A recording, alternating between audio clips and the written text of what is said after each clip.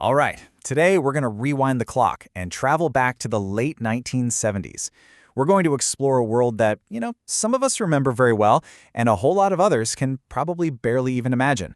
A world with no streaming, no DVRs, a time when television was a real event, a piece of furniture, and honestly, a constant fight with static. So, let's dive in.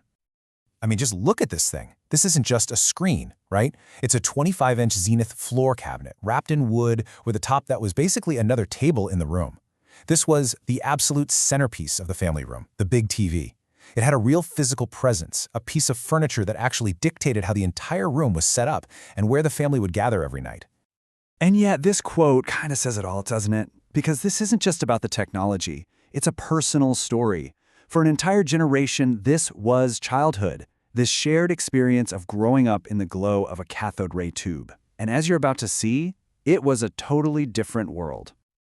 Okay, so let's start with the hardware itself. The TVs weren't just devices. They were practically characters in the household, each one with its own personality and its own little quirks. This was long before every room had a super thin, sleek screen just hanging on the wall. Think about that for a second. This simple act of turning on the TV, it meant you actually had to have patience. You'd hit the power button, and then you just wait. One of the sets from this time, a 19-inch hand-me-down, took a full 5 minutes for a picture to even show up. It was this slow, kind of deliberate start to the whole experience. And most families didn't have just one TV. There was a whole hierarchy. The big TV was the king of the castle, the only one that was hooked up to that big, powerful antenna on the roof. Then you had the other sets, like the warm-up TV, and this little portable one they called the Rover.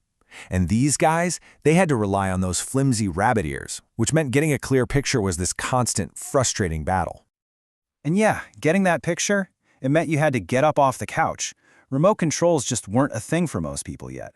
Changing the channel was a physical act. You were always in this dance between the dial on the TV and that antenna on the roof.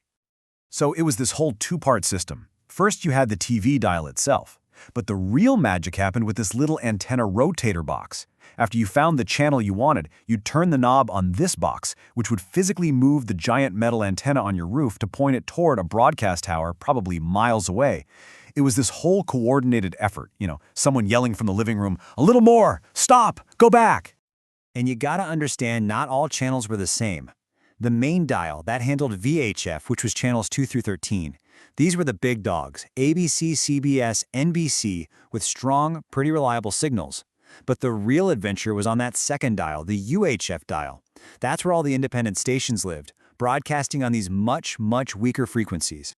So turning that UHF dial was, well, it was an exercise in pure optimism. You just click past channel after channel of nothing but snow, that blizzard of white dots and that awful hissing sound. So when you actually found a watchable picture, even if it was a little fuzzy, it felt like a huge discovery, like you just tuned in a signal from another planet or something. But then, in 1978, everything started to change. A brand new piece of technology came into the home, a machine that promised to free you from the tyranny of the broadcast schedule.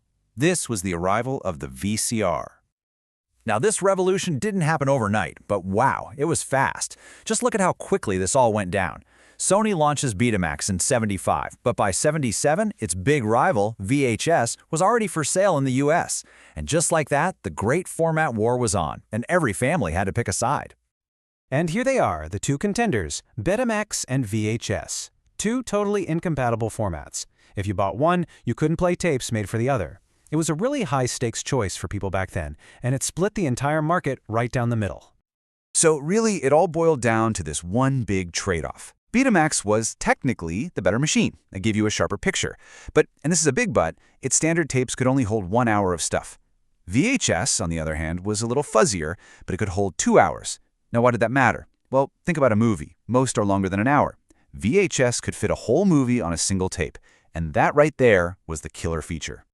And let's be real, this early stuff was anything but sleek. This right here is the Sears Betavision, a Betamax VCR from the late 70s. It came in two separate, massive pieces, the tuner and the recorder, and together they weighed almost 50 pounds. And get this was considered portable. I mean, it was an absolute beast of a machine, all chunky mechanical buttons and heavy dials. This new tech totally changed how we interacted with TV.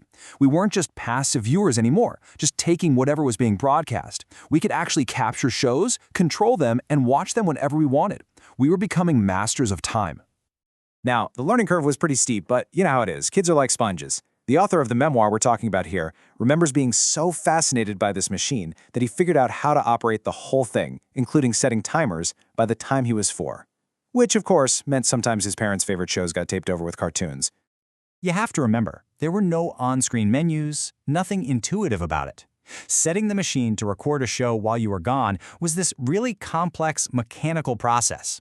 It took foresight, it took precision, it felt more like you were operating industrial machinery than a piece of home electronics. I mean, just look at this process. You had to set the little mechanical clock, then physically turn the channel dial on the VCR's tuner to the exact right station, hit a timer button, and then, and this was the crucial part, press down both the record and play buttons at the exact same time. If you missed a single step, you'd come home to a tape full of nothing but static. So what were people recording?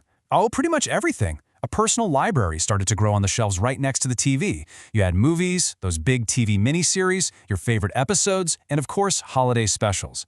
Most people used the lower quality, longer play speeds, like Beta 3, to cram like 4 hours onto a single tape. The dip in quality was totally worth the extra space. So as we start to wrap this up, it's kind of wild to reflect on this whole TV landscape that's just gone. It wasn't just about the technology either, it was about where you lived and just the sheer randomness of the whole system. The author, for instance, lived in Bowie, Maryland, which was in this perfect sweet spot right between Washington, D.C. and Baltimore. This meant he could actually get TV signals from 2 different major cities.